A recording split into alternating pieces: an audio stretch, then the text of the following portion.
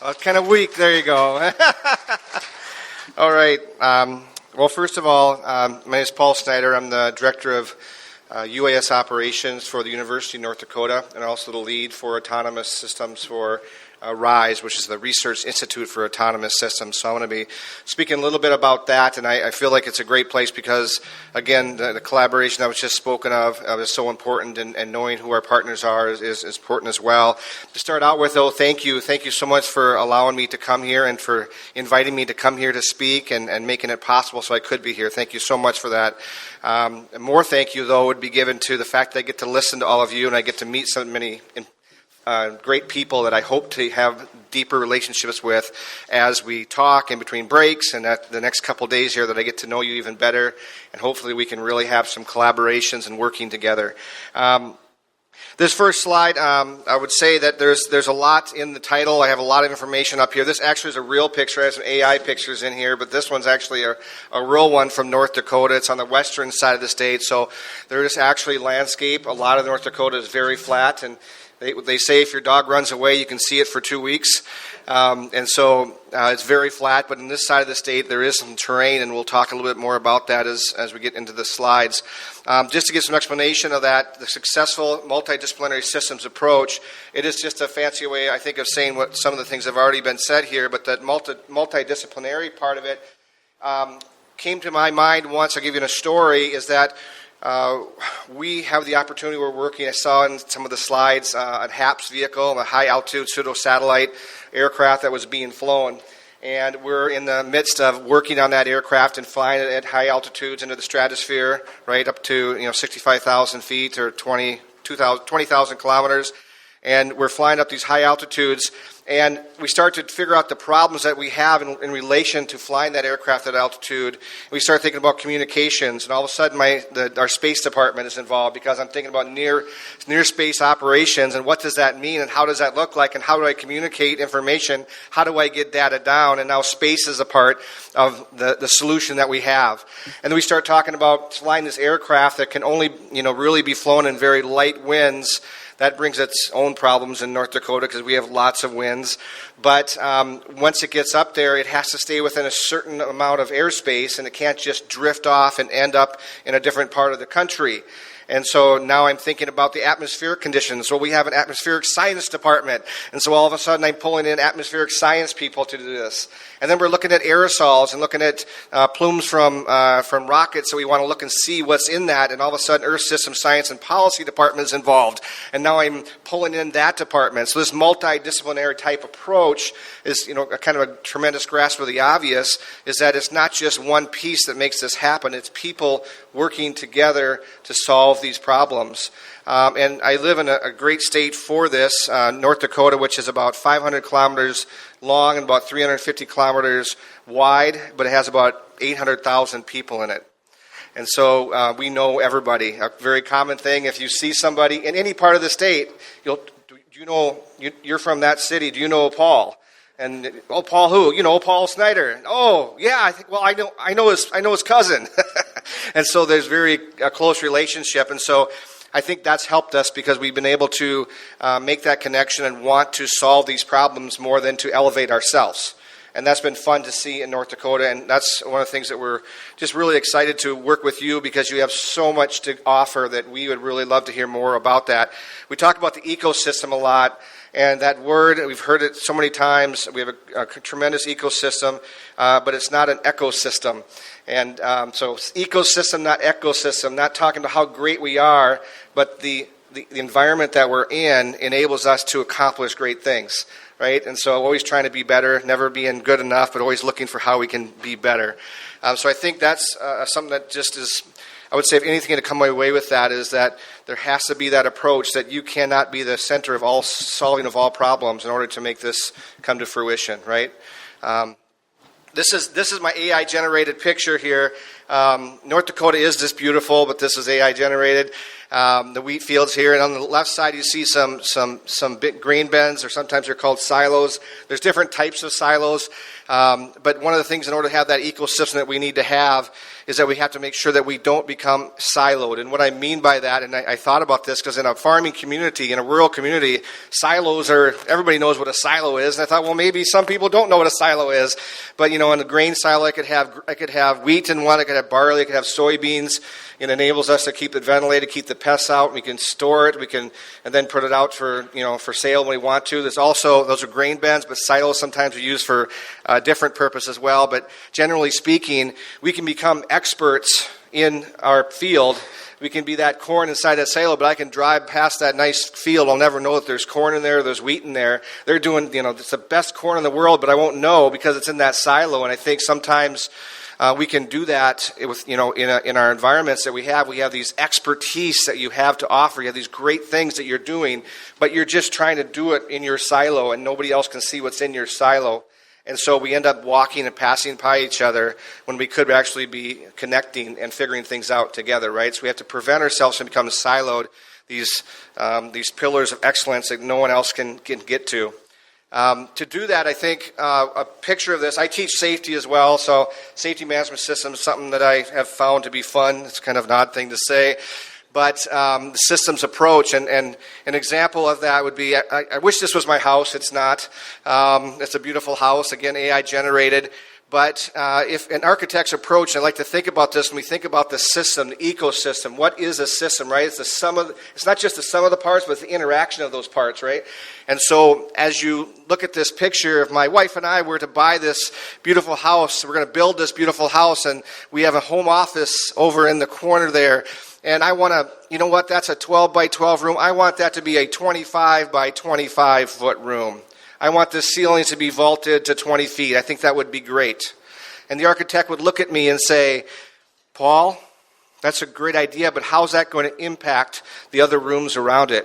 How is it going to change those rooms if I make that room bigger? How is it going to improve the overall design and structure of what we put together here?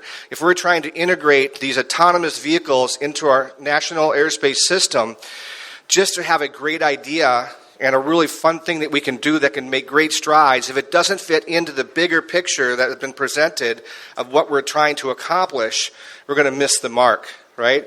And so as an architect's approach, we have to be looking at how does it fit into the overall structure and the goals and objectives that we're trying to accomplish to create the environment we want to have.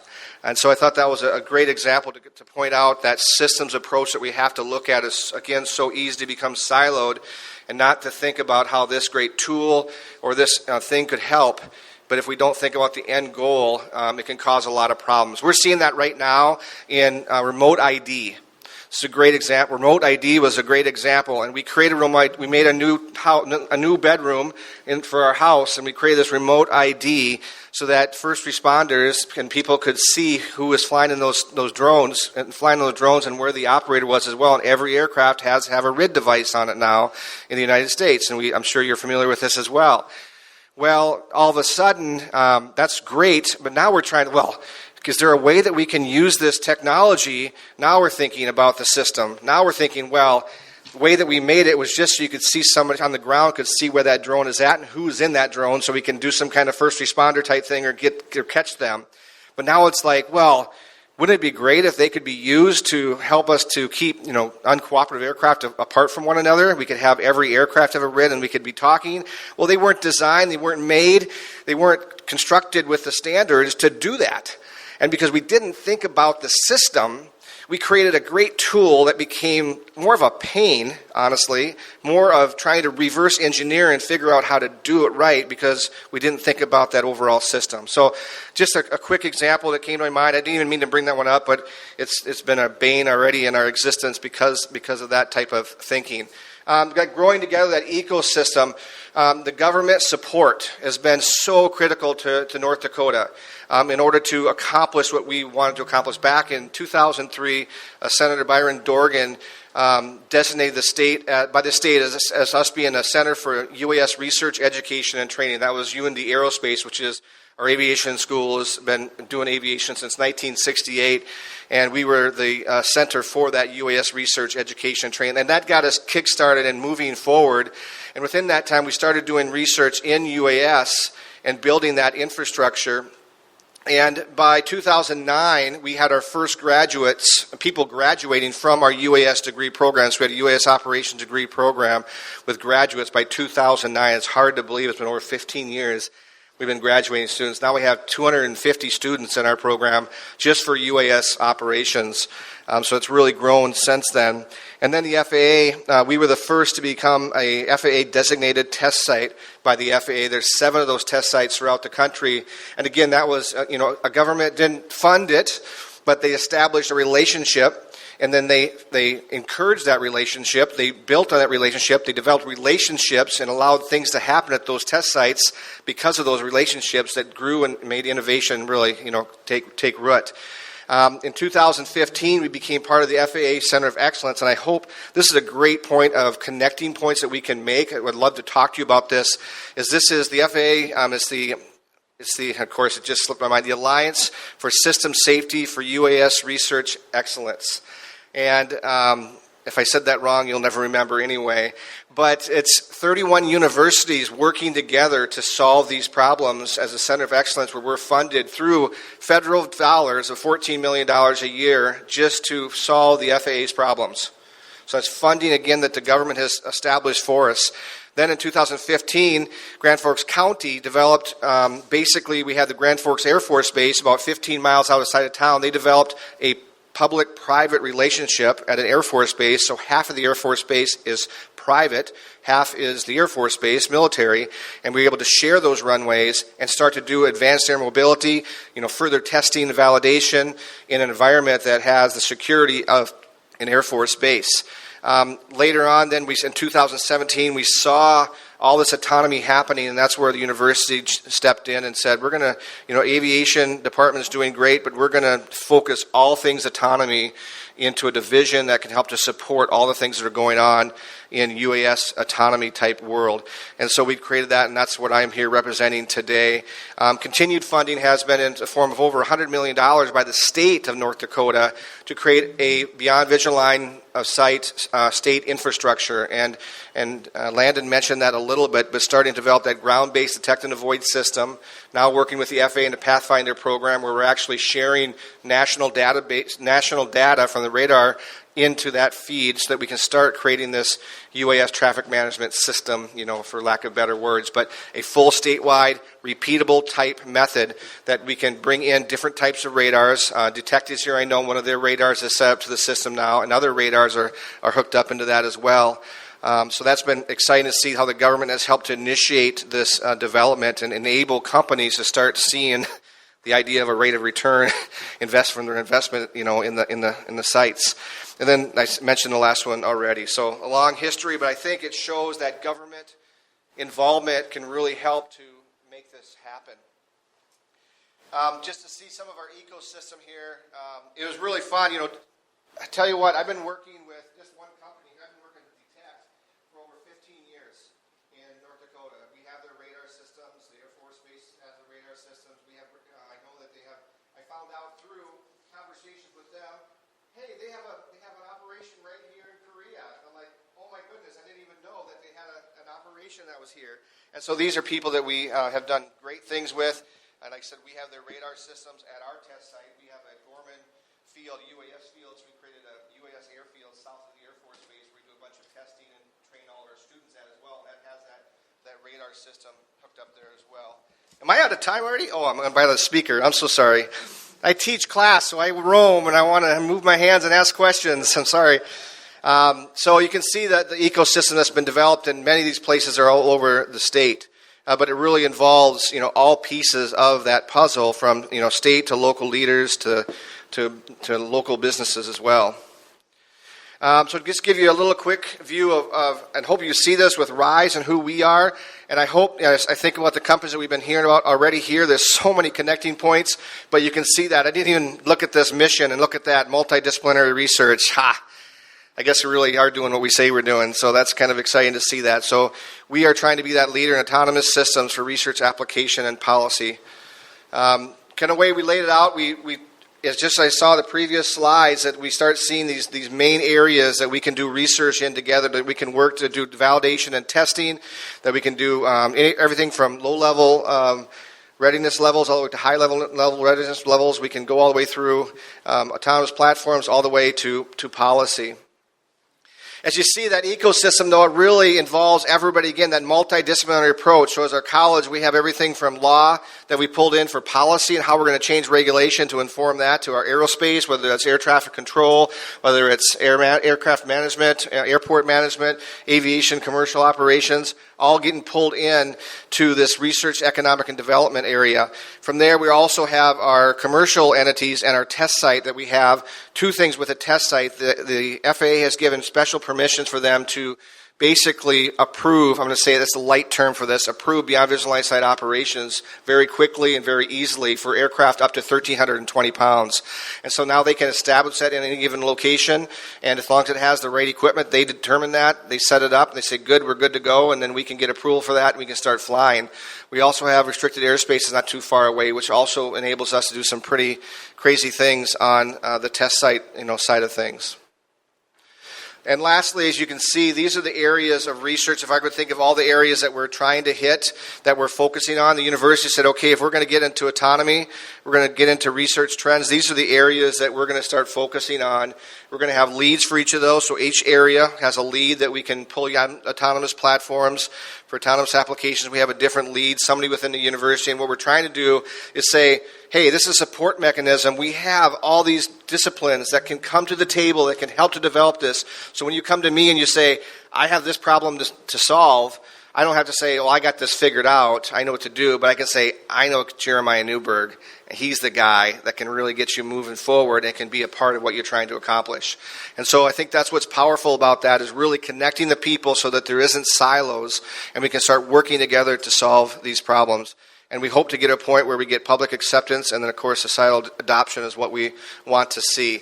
One of the examples here, sometimes we get lost, and I was just talking to Landon about this, and he mentioned that we get lost in the urban and in the very complex environments, but also the rural environments where these UASs have come in handy. We have the MHA Nation, which is basically made up of Mandan, Hidatsa, and Arikara tribes. So 3 tribes make up the MHA Nation. And we did medical delivery with them. If you look at the pathway here, we were trying to figure out from Newtown up in the top there, they have to get down to Twin Buttes. Doesn't look like very far, but the round trip is 3.5 hours for them to go. But if you look at the mileage on it, it's 130 miles. That doesn't sound like very long maybe for you, traveling that far in dense population. For us, that's a really long time. If it's 10 miles away, it usually takes 10 minutes. So this is a really long time to get somewhere. But we took and flew drone and showed drone delivery from Newtown down to Twin Buttes, and it took about 21 minutes to get there. So you start seeking, even in a rural environment, how much you can do to help. And those roads are treacherous. Those roads, that you saw that first picture, those roads can be in the wintertime with the high winds that we have. You're saving lives being able to do this kind of thing. And so there's a need for this, what we're trying to accomplish here, not only for the urban areas, but also for the rural areas as well. The last thing I wanted to mention really quick, because I think it's a huge connecting point, the FAA, Federal Aviation Administration, has indicated to us, and I've been trying to help with the group, is to establish more international relationships. And they've had a focal point of this, that they want to see this happen, which is exciting for me.